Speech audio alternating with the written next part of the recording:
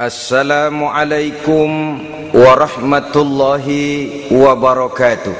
Waalaikumsalam warahmatullahi wabarakatuh. Bismillahirrahmanirrahim. Alhamdulillahi rabbil alamin. Wassalatu wassalamu ala ashrafil anbiya'i wal mursalin, Sayyidina wa maulana Muhammadin wa ala alihi wa ashabihil mujahidin at-tahirin, amma ba'du. Saudara-saudara kaum muslimin seiman dan sekeyakinan yang berbahagia, pada suatu hari seketika sedang berkumpul dengan para sahabat, Rasulullah pernah memberikan peringatan. Beliau bersabda, yushiku an tada'a alaikumul umamu kama tada'al akalatu ala qas'atiha. Pada suatu saat nanti akan datang di tengah-tengah kamu, wahai umat Islam, di mana orang-orang lain di sekeliling kamu akan bersatu mengerubungi kamu seperti bersatunya orang-orang mengerubungi makanan di atas meja hidangan. Akan datang satu saat nanti di mana kondisimu dikepung sedemikian rupa, yang barat mau menerkam, yang timur mau menghantam, yang selatan mau menginjak-injak, yang utara pun akan menjelajah. Kondisimu seperti makanan di atas meja hidangan.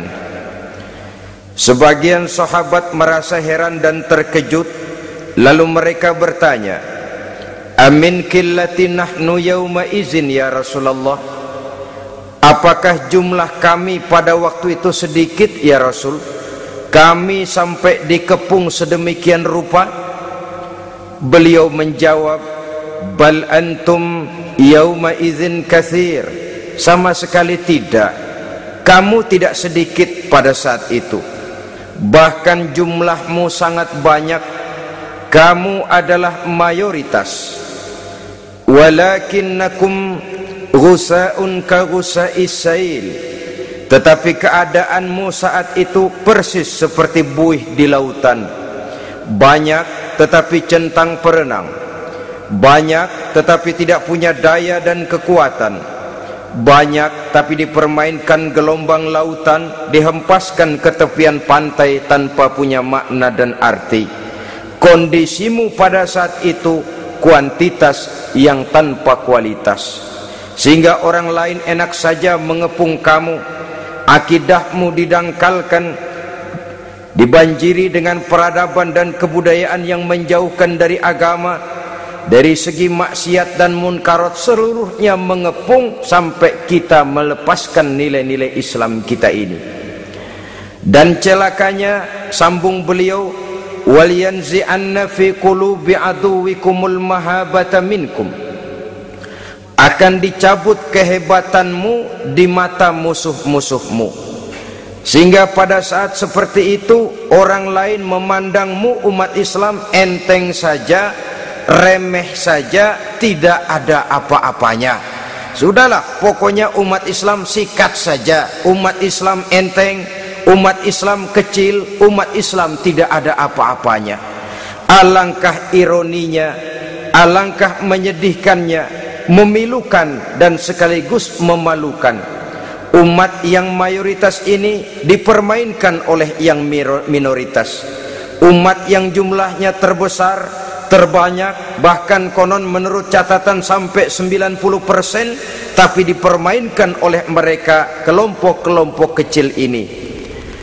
Waliyakzifanna fi qulubikumul wahn. Pada saat itu di hatimu dicampakkanlah penyakit wahan. Sahabat kemudian bertanya, wa mal wahnu ya Rasulullah? Apakah penyakit wahan itu ya Rasul? Beliau menjawab, hubbud dunya wa karahiyatul maut. Penyakit wahan itu tidak lain hubbud dunya wa karahiyatul maut. Terlalu cinta kepada dunia dan terlalu takut kepada mati. materialistis dan takut resiko. Dua penyakit inilah yang menyebabkan walaupun umat ini mayoritas tapi dipermainkan oleh yang minoritas. Walaupun dia golongan terbesar tapi nasibnya seperti makanan di atas meja makan. Dari segala macam penjuru mau menghantam dia. Saudara-saudara kaum muslimin yang berbahagia, ini merupakan analisa sosial bahwa pada satu saat nanti akan terjadi di tengah-tengah umat di mana kita dihantam dan diserbu dari segala macam penjuru. Akidah didangkalkan, peradaban dan kebudayaan dirusak, makanan dan minuman diracuni, pakaian ditelanjangi dan lain sebagainya, sampai kita melepaskan nilai Islam yang kita cintai ini. Kondisi sosial ini satu saat akan datang kepada kita. Demikian analisa dan peringatan dari Rasulullah sallallahu alaihi wasallam. Marilah sekarang kita melihat, adalah benar bahwa di zaman sekarang kita insya Allah tidak akan mengalami perang Badar sehebat yang pernah dialami oleh Rasul dan para sahabatnya. Tetapi sesungguhnya perang yang kita hadapi di zaman sekarang ini tidak kalah hebatnya dengan perang Badar, tidak kurang dahsyatnya dengan perang Uhud, tidak kurang ngerinya dari perang Khandaq. Hanya saja yang kita hadapi sekarang ini bukan ujung pedang, bukan ujung tombak, bukan ujung panah. Yang kita hadapi sekarang ini adalah perang akidah, perang ideologi, perang mempertahankan keyakinan. Yang kalau kita kalah sekarang, kita memang masih beragama, tetapi anak kita, cucu kita, generasi yang akan hidup 5, 10, 20, 30 tahun yang akan datang, wallahu a'lam bissawab. Islam, saudara-saudaraku, tidak mungkin hilang dari dunia. Tetapi tidak mustahil Islam gulung tikar dari desa kita. Tidak mustahil Islam gulung tikar dari kampung dan kota kita, jikalau kita tidak menjaganya, jikalau kita tidak memeliharanya, bahkan jikalau kita tidak mewariskannya kepada anak-anak kita, generasi yang akan datang. Marilah kita mengingat sejenak bagaimana Islam di Spanyol yang pernah jaya, pernah mewarnai daratan Eropa, dan yang sekarang hanya sekedar tinggal ceritanya saja.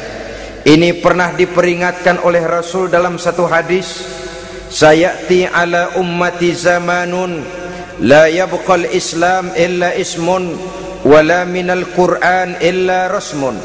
Akan datang satu masa di tengah umatku di mana pada masa itu Islam ada tapi hanya tinggal sekedar namanya saja, dan Quran pun ada tapi cuma sekedar tinggal tulisannya saja. Apabila kita tidak mewariskan ini kepada generasi yang akan datang, maka serbuan-serbuan dari berbagai macam penjuru dari hari ke hari semakin kita rasakan kehebatannya. Tidak mustahil sejarah Spanyol akan terjadi di desa kita, akan terjadi di kampung kita, akan terjadi di kota kita. Orang Spanyol kalau mereka cerita kepada anaknya, mereka akan cerita, nak, di sini dulu ada masjid. Kapan Pak? Dulu bener dah. Banyak orang Islam kalau hari Jumat pada sembahyang, kapan itu Pak? Dulu sekali. Sekarang cuma sekedar tinggal ceritanya saja. Bukankah sesuatu yang sangat tidak mustahil apabila kita tidak menjaga dan mewariskan Islam ini kepada generasi yang akan datang, maka serbuan-serbuan akan membawakan hasil yang diinginkan oleh para penyerbu itu tadi.